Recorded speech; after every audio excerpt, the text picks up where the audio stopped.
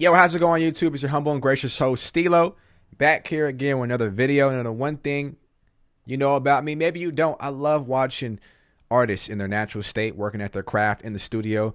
I think more artists should show more of that, but I understand why they don't. They don't want to show their sauce. They don't want to show their process. They don't want to show their vocal chain. They don't want to show you how the magic works because they already show you so much of themselves in the social media era.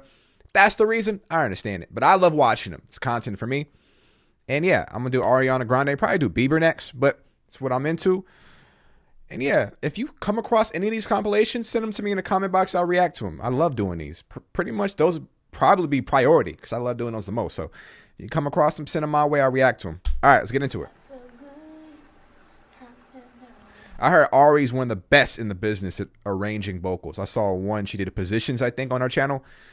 Amazing. All those tracks she had to sift through and all the harmonies she had to layer and everything like that. It came across so beautifully. I'm like, this is amazing. I love music. Turn the volume up a little bit.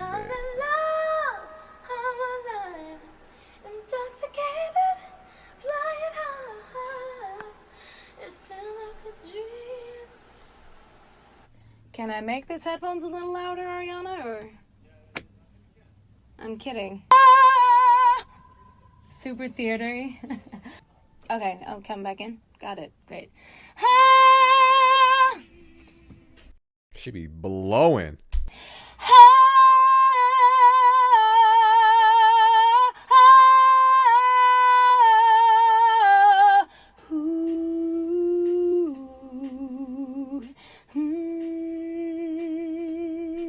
To go from the power, high vocal, and then come down and sustain it, that's great. Someone tried to tell me I did a Positions album reaction a minute ago. It got blocked. If you want me to throw it back on the channel, I got to edit it. But if you want me to do that, throw that comment down below. Anyways, get to the point. Someone tried to tell me that she has no vocal coach, and that's false.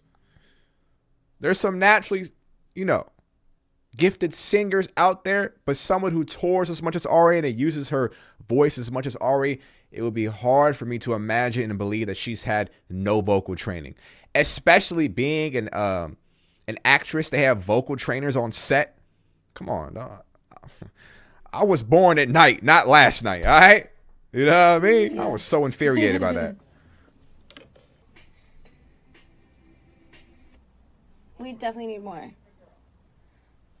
Can we like double and triple these in like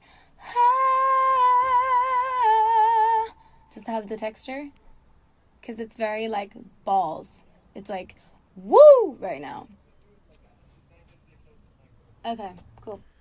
Yeah. Okay, well, again, You really need an engineer who's going to keep up with you because you're talking about triple and double and stacking. It's like, I got to hear from the engineers, like as far as how it's like working with Ari. I think it was her that said it's hard to keep up with her. It's some artist, I forgot, it was a vocalist that they said it's hard to keep up with like how fast she works in the studio. I think it was Ari. I'm not sure. Just know that there's up and downs and there's trials. I scared myself in between. That shit is powerful. I'll follow fear and just say you are backed. Yeah. And if you are like a vocalist and you come across this and you have experience in like stacking harmonies, let me know in the comment box what your ear hears. How many stacks is that, you think? A little quiz, whatever. I just want to see, you know what I'm saying, a low, high, a mid. How much you think got layered? Let me know.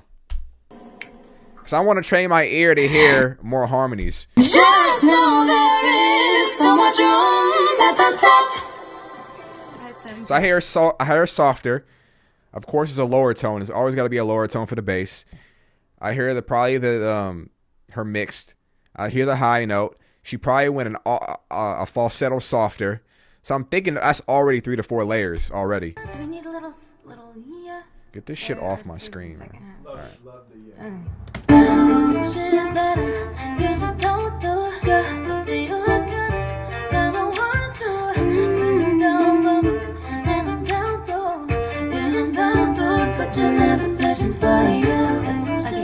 I don't know what I did, but let me double it. Okay. Should I do 2 more?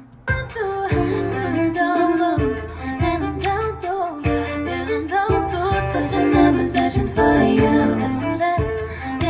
This shit probably gonna be copyrighted as hell, but you know, good content nonetheless. I might want to do one more like Hopefully it doesn't get copyrighted. that. Yeah, me too. And we'll just hear how it sounds all together. Okay. Okay. Can you punch me right there? I think I did that note too many times.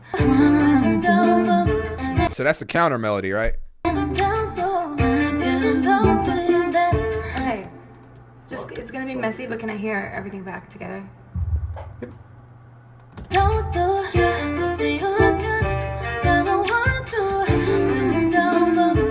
Yeah, with her saying all that's gonna be messy, I hope there's an engineer. Like I hope there's an engineer that comes across us and lets me know how they mix all those different things. You have a counter. First of all, you have a counter melody, right, to give it some variation.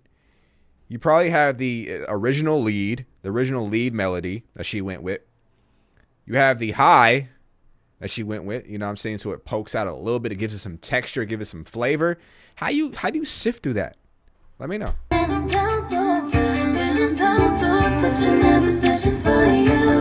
Oh, I love that. I'd love to get another note on the yeah. I'm gonna add it. Yeah. Okay. If that's okay. Thank you. Who's he? Who's the engineer? Let me know. Who's the engineer? Cool. Let's listen to this section one more time. Actually, let's copy and paste this section on over and build more. Can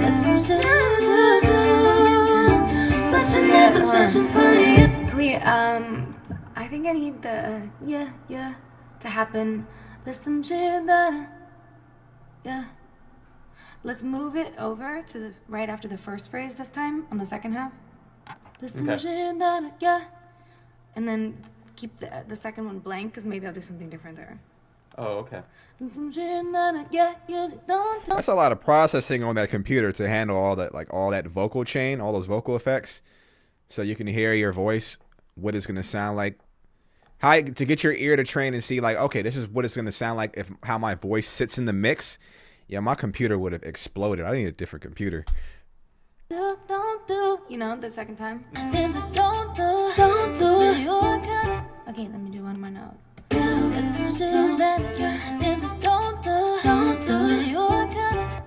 let me do two more. One more time, I have an idea.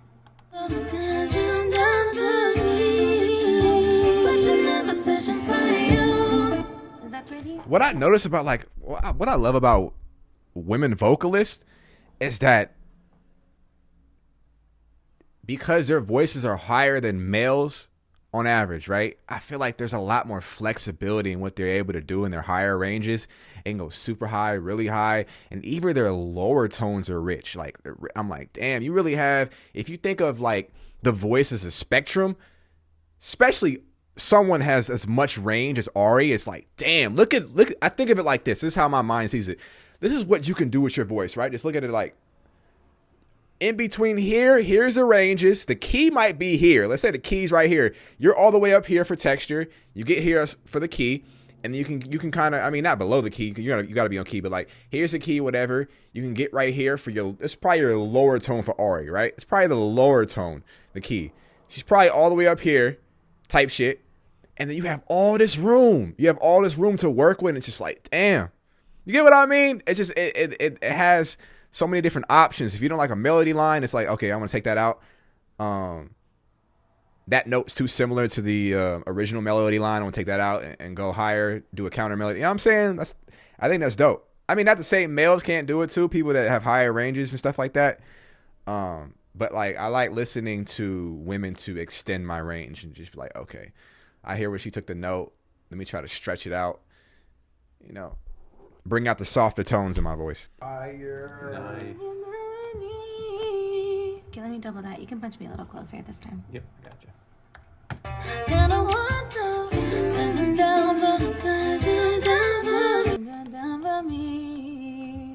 think I'm only gonna do 2 of those. If you keep them kind of loud, it'll be okay. Okay. And then I'll just do different. Had it been confirmed that, like, I know they were comparing Ari to Mariah early on in her career. Is that still, like, I know Mariah felt some type of way. Like, there's only one Mariah, like, type shit. Like, you know, I wonder if people still compare them because of just, like, tonality-wise. It's similar voice. Okay. Similar flexibility. Similar power. I mean, it's only one Mariah, but Ari's pretty damn good. Yeah, one more. I'll just stack the me's. I know some people come in the studio and probably think this shit is boring, but I think this shit is so fascinating. Okay.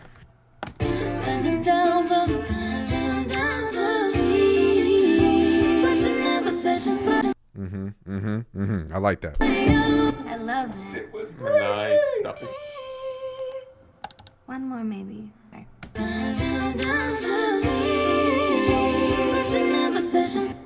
are nice. Maybe we have one more.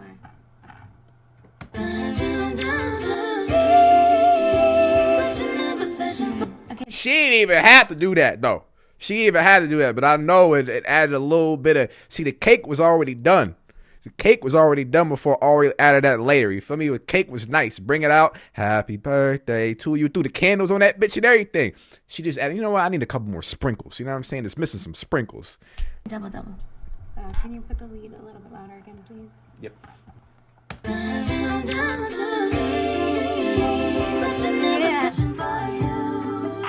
That's a easy 8 and 9.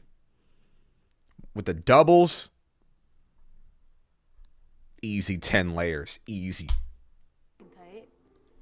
Easy. Have you 10. always wanted to be a God damn it. I always thought these shits was fake, man. I don't know why they advertise you could be a better singer in 30 days. It's fucking impossible, man. You tell me all these trained vocalists took them about 10 years, a decade, been singing since they were young, and you can teach me how to sing in 30 days? Get the fuck out of here, man. Alexander Stewart, get the fuck out of here. I've been seeing that ad for years, man. Hi everyone. So I have no idea if This shit is super copyrighted. I know this is it going to is. be interesting to you or not, but I'm sitting at my little home setup, my little studio I have here, and I wanted to share with you a little bit of the Stuck With You session that I vocal produced, because this is one of my favorite parts of what I do, is comping my vocals and being able to record and produce myself vocally. And I thought it'd be a cool thing to share, because I don't really get to talk about this much, or I don't know why I don't like share this part with you, but it's one of my favorite parts of what I do. And to celebrate it being like my first official release from my little home studio, I thought it could be cool to show you around and let you know why I put certain parts in. I soloed this little part where you can hear the doggies. I really wanted to put that because it captures the vibe of being at home. And you can hear my headphones a little bit too, but that's mine. I could never record in Pro Tools, man. I just never could do it. This is a Pro Tools session.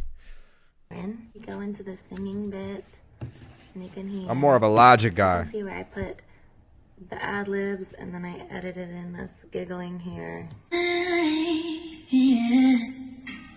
That's just for fun. I was kidding. So these are different colors because they're all different like takes of the ad libs in the beginning. And if I want to show you more, I can show you more by going to showing you the playlist. Hold on. So here's a playlist where you can see all Look at all them layers. the different like versions of the beginning. Wait, I don't know why I cropped this out. Probably because I used it. But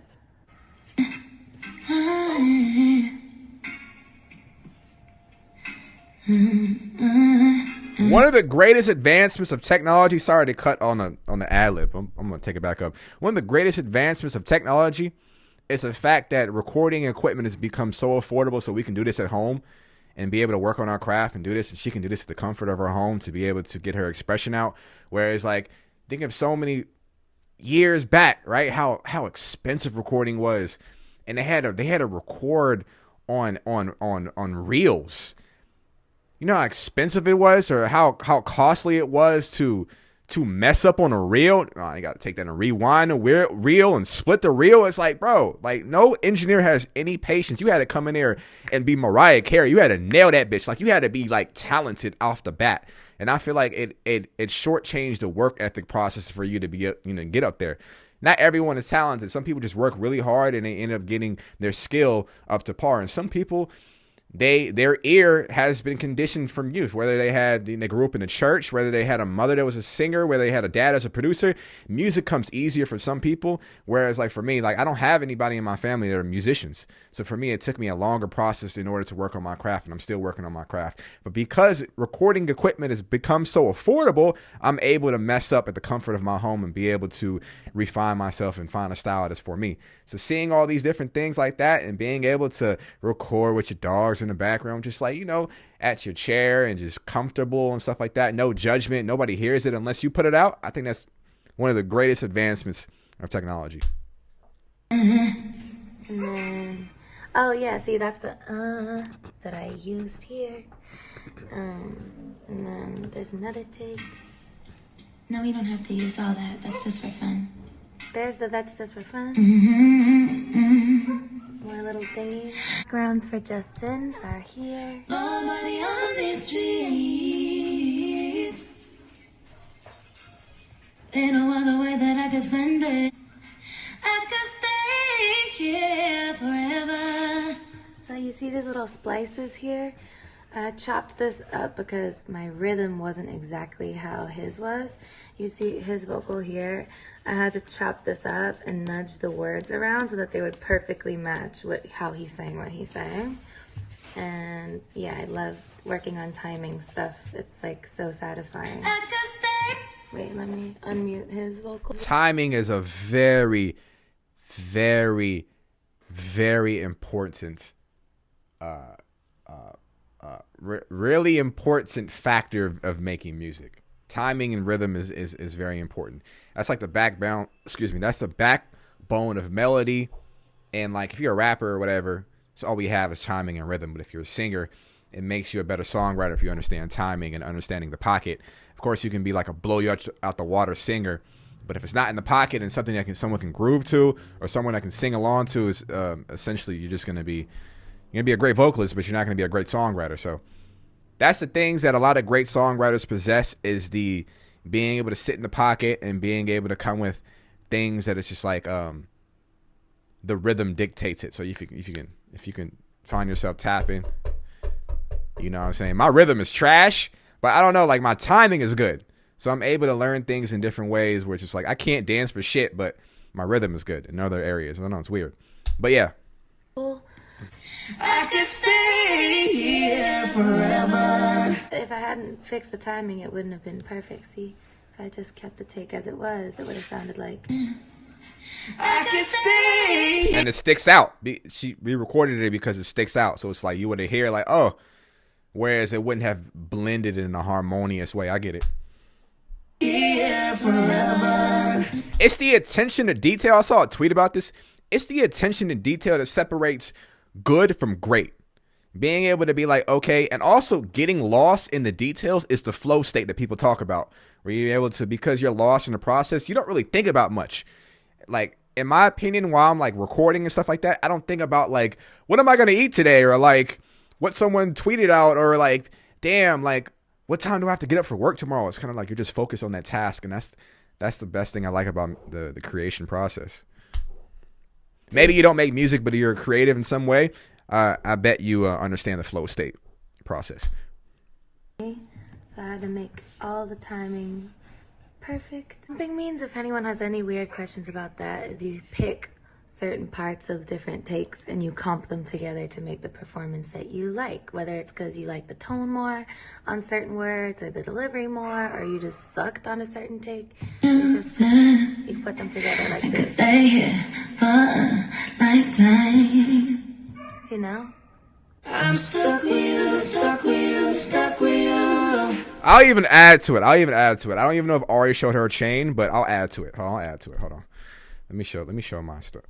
So this is what Ari's usually looking at, or any engineer's looking at. Hold on, let me go at it.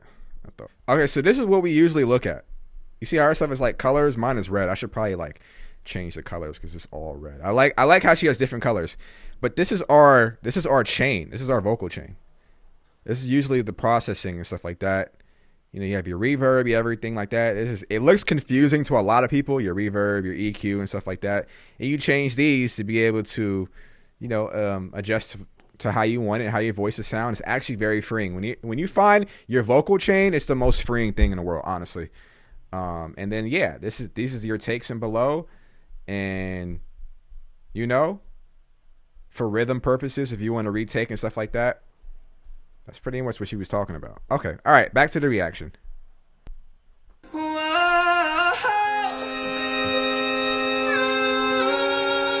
Oh my God, the power.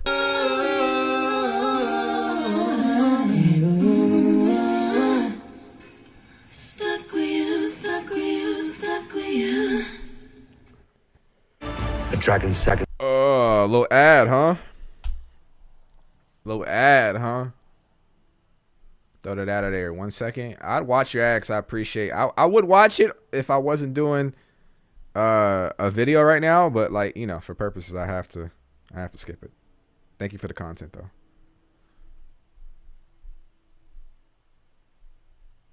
You were my everything till we were nothing. Mistaken, yeah. I can be needy, so hard to please me. I know it feels so good to be needed.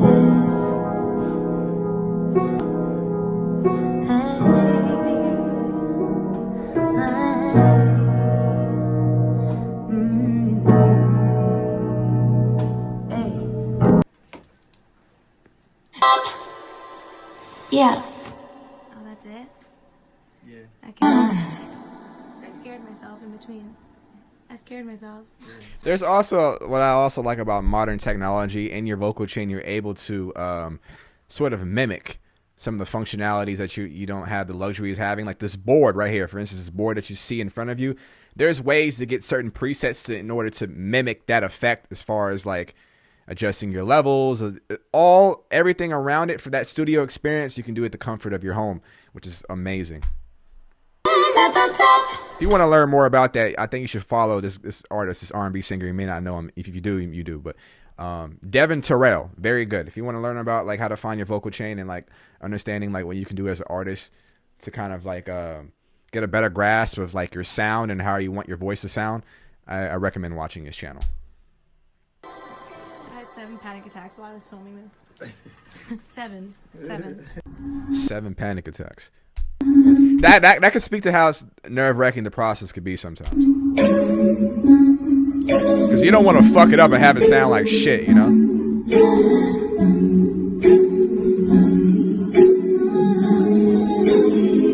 But that's just crazy. Someone as talented of a vocalist as Ari can still get nervous. I feel like sound like my DNA. Wow. Does that make sense? Yeah. Or how I wish I felt. Not how I feel, but how I'm striving to feel. Listen, when you sing these songs on stage, okay, you will tell people the story of how you felt when we were doing this song. That's what is so amazing. Yeah, and that's what makes great songs, is that they're meant to be lived through like y'all. It's supposed to like connect with y'all, and you have your own life experiences with these songs. That's what allows the song to have a longer shelf life. That they you know, you come to the concerts, you sing them and stuff like that. And I saw a quote by I think David Bowie, the vocalist or the singer that transitioned or passed away. He said, "Don't bore us, get straight to the chorus." But like more of that, and the meat and the potatoes in between that is like a song is supposed to be an experience. It's supposed to take you somewhere, and it's the artist's job to have certain skill sets, different melodies, understanding different rhythms and stuff like that. We're computing it like it's a math equation, but like it goes down to like how can it best capture how we're feeling, and we feel so many different ways and so many different things. What goes on in the song, we want it to live, we want it to breathe. It's just like, okay, I want to do this. And how a person sings, I think what makes a vocalist interesting and different from another vocalist is that they choose the notes that not only best suits their voice, but best suits the emotion that they're going for. And I always think that's fascinating. Yeah. You will have this to look back on. It's an escape. 100%. It is. That's all I was speaking about earlier. It is an escape.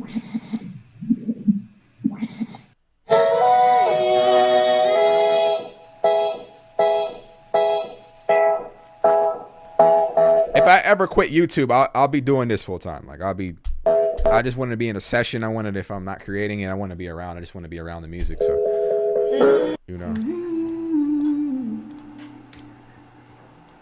Oh yeah. Let me do that again.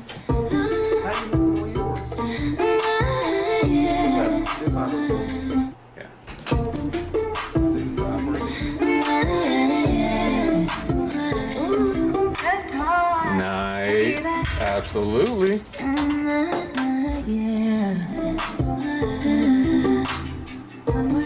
Yeah, let me do a little harmony on that. One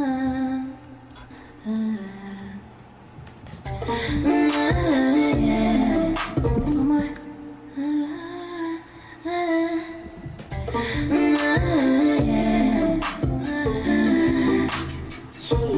One more, please.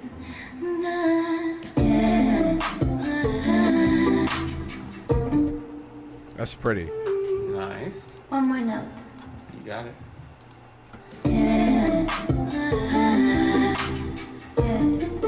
Yeah, and then we connect.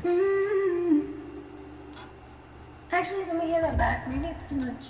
If you were recording this, like I'm thinking about how if you were able to record this without a engineer, like if you're a vocalist out there, like do you mute the lead? Do you mute already the harmonies that you've laid so you don't sing? Because I feel like my brain sometimes it confuse. Like I'll sometimes sing already like a already melody line that I already have, so I have to mute certain tracks in order to get some variation. But I'm very new at like experimenting with my voice. So if you have any tips on that, let me know.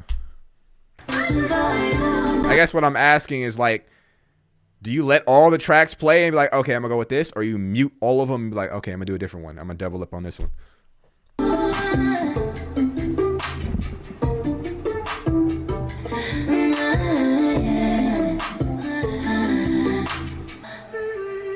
little louder, so that when the little backgrounds come in after, it's not as loud. Got it. It should feel equal volume, presence, but one just has 12 more notes. Yeah. How did you compute that? You know. Let me do that again.